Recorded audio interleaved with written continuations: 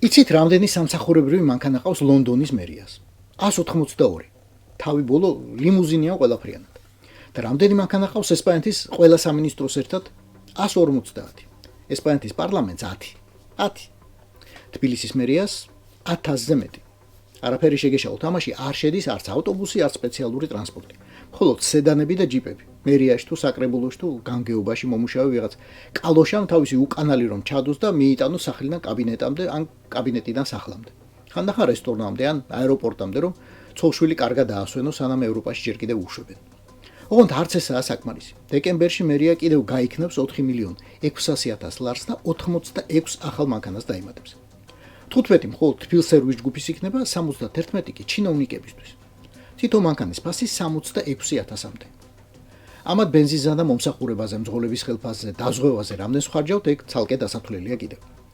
დეკემბერშივე პრეზიდენტის ადმინისტრაცია თუ გახსოვთ არის ასეთი თანამდებობა და კანტორა 12 მანქანას დაემატებს.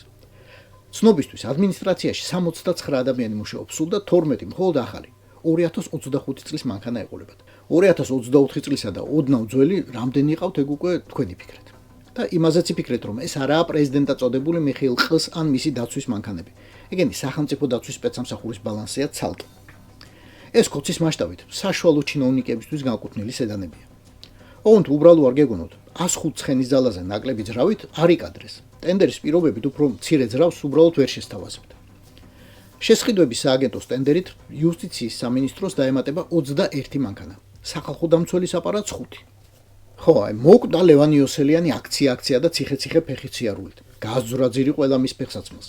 ყველა დარბეულს მკერდით გადაეფარა. ყველა პოლიტპატიმარი მოინახულა, ყველა ანუგეშა, ყველა დაკავებული საქმის დარღვევა დააფიქსირა, ყველა სასამართლოს დაესწრო, იჩხუბა, იყვირა. ეკუთვნის 5 ახალი მანქანა. ისევე როგორც 14,000-იანი ხელფასი, რომელიც იანვრიდან ექნება. ამ ტენდერის ჯამური ღირებულება თითქმის 11 მილიონია და 192 ახალი მანქანა. ჩვენი ჯიპიდან. როდის ამოიღეს? ეგ ის ფულია პოლიტიკურ ჯარიმებად, რომ ახევენ ადამიანებს ქუჩაში დგომისთვის. ის ფულია, რაც განათლებას მოაკლეს. რაც ბავშვების სწავლებისთვის არ გაიმეტეს. რაც თამბაქოზე გაზრდილი აქციზით შეუვათ. ის ფულია, რაც პარკინგის თუ სხვა გაათმაგებულ ჯარიმებად ამოგაცლიან თქვენ. რისთვის? ხო, რუსის სამსახურში დამუშავებული და გაცვეთილი თავიანთი უკანალების კეთილდღეობისა და სითბოსთვის.